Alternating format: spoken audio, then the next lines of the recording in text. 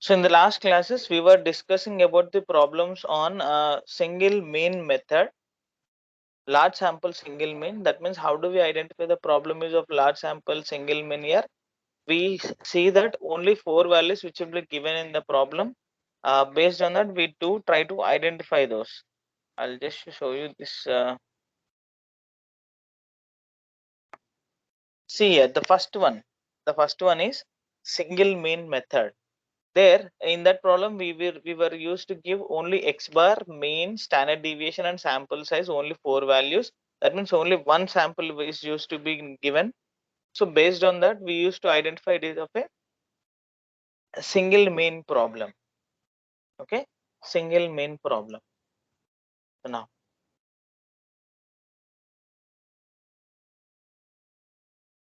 the second method in large sampling is difference of means method. Difference of means. When one sample is given, that is called as a single mean method.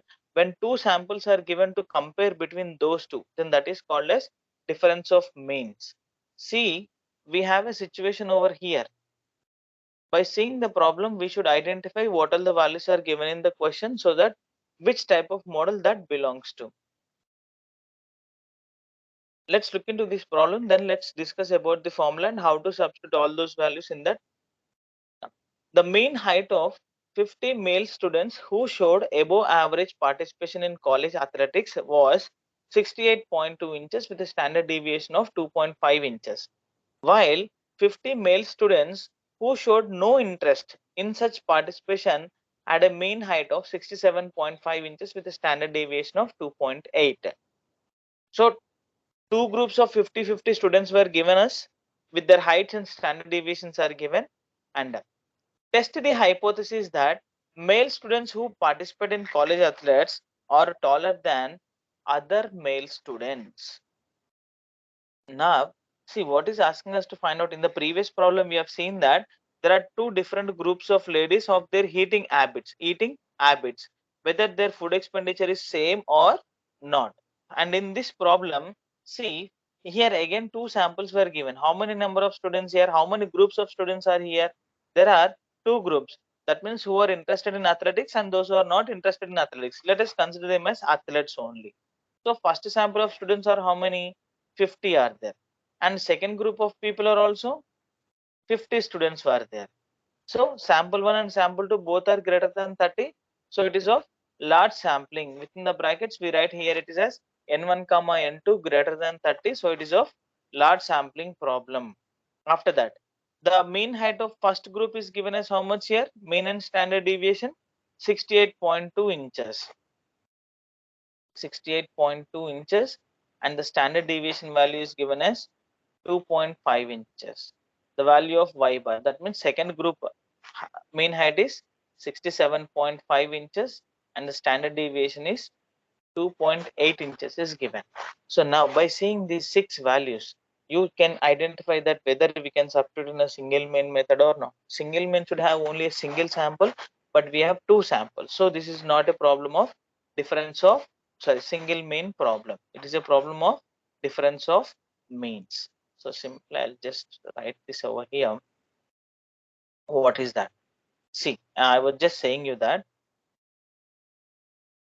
n1 comma n2 both are greater than 30. So that implies what? It is a large sampling problem. Now we have seen what all the values are given. Just we have copied down. Now let's get into the problem, the concept. What does it says that? Now what they are saying? There are 50 students of each group. First group is athletics and second group is non-athletes are there. The mean height of first group is given as how much? 68.2 inches, and the second group mean height is 67.5 inches is given. Basing on this information, what is they are asking us to show that the male students who participate in college athletes, that means are taller than the other male students. That means the average height of athletes is greater than the average height of non-athletes. I think is that the concept which was given to us. I hope that it is the same, right? What they are saying, the first group height is more than the second group height, taller, they themselves they are saying.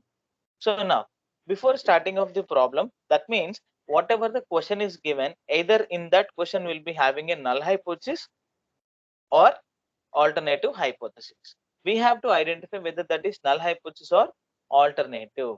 Now, null hypothesis says what? Always equal. Equal means what? If we are comparing two groups, then what does it say? The height of both the groups is equal all the time. But the statement given in the question is taller than the other male students. That means it is alternative hypothesis given in the problem. So we have to develop our null hypothesis. What is the null hypothesis here? There is no significant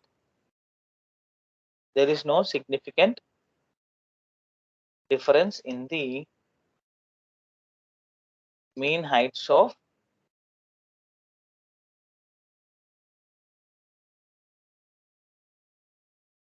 mean height of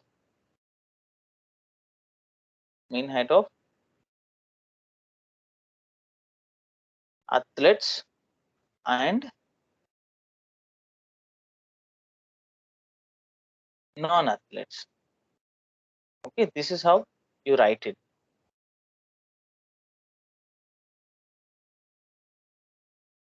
Athletes and non-athletes. Or otherwise, you can write the same statement in another words. There is no rule that you have to write only one statement here.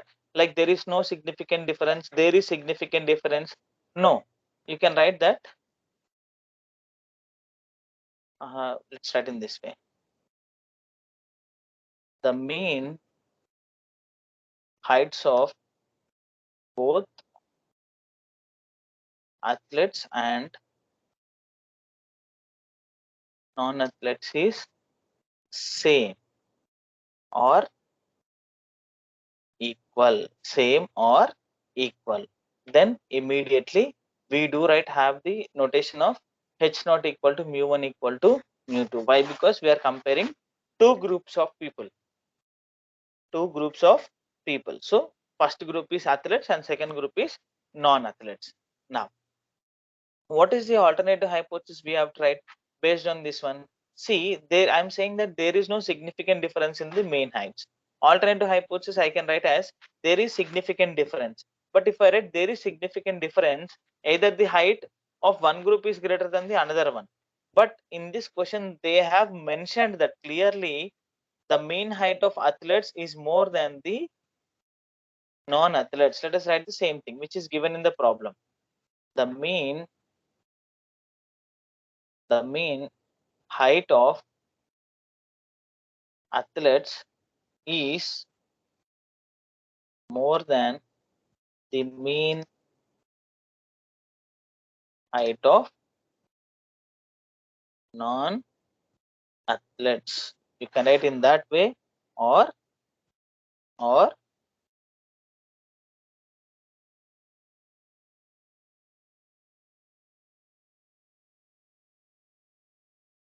the athletes are taller than non-athletes. Just simply we can write that. See, when you are saying taller means first group is greater than the another group. Then our H1 here the symbol will become greater than. We are saying what is our first group?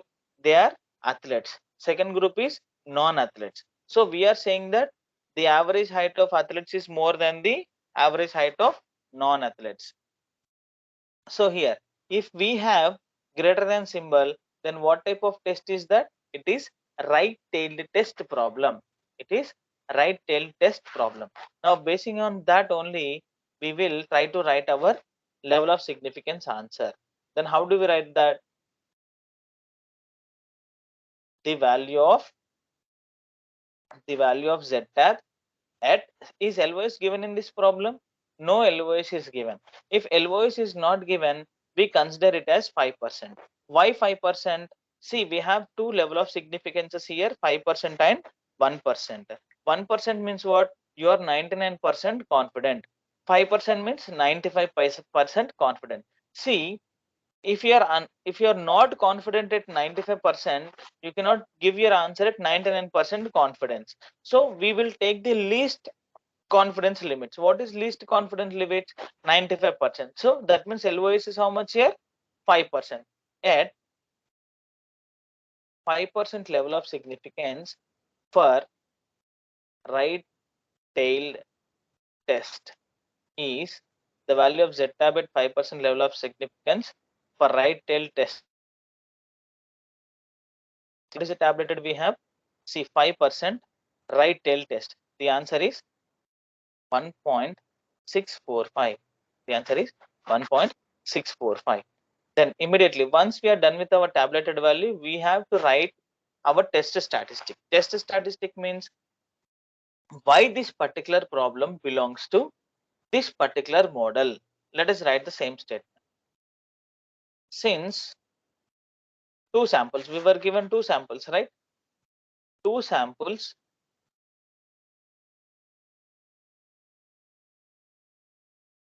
along with their means are given.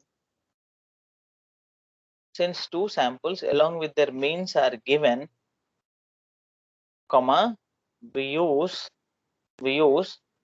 large sampling. Why we are using large sampling here? Because n1 comma n2 is greater than or equal to 30. We have written here. Okay, let's copy down this here so that it will be more clarity for you. Two samples n1 comma n2 greater than 30 along with their means are given, comma, we use large sampling difference of means method, and immediately followed by the formula. What is our formula? X1 bar minus x2 bar divided by square root of sigma 1 square by n1 plus sigma 2 square by n2. Now we have to substitute our values in this given equation. We have to substitute our values in our given equation. How do we do that? See, zcal is equal to, what is the formula we have? Let us write the numerator first. Okay, numerator. In numerator, x bar minus y bar. What is x bar? What is x1 bar and x2 bar here? X bar and y bar is 68.2 and 67.5.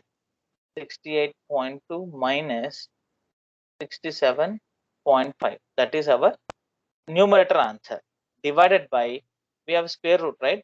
So let me have a big brackets over here. In that it is of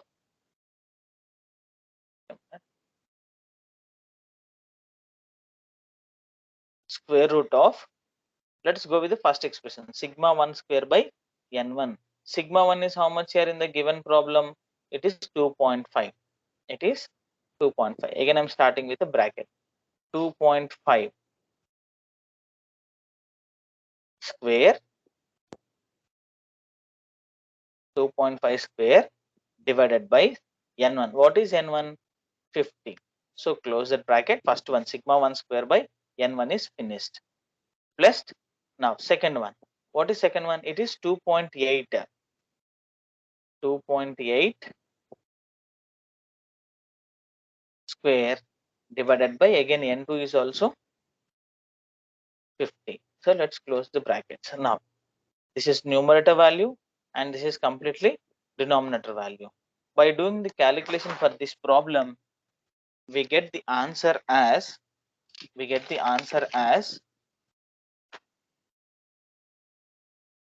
1.318. Exactly, very good answer. 1.318 or 1.319. So now this is our calculated answer. This is our calculated answer. So what we should do? We have to compare our answer with our tabulated answer. So let's do that in our step number 7. So now let me paste it. So zcal is how much? 1.318 or 319. I'm going to compare with our tabulated value is 1.645. Now you just tell me calculated value is greater than or less than? Calculated value is less than tabulated value. If our answer is less than tabulated value, what do? We accept H naught. Accepting H naught means what? Our null hypothesis is correct. If we are rejecting null hypothesis means alternative hypothesis statement is correct. Based on that, we try to write our values over, write the statement over here. Since we are saying, see, whatever the statement you are interested in, you can write here.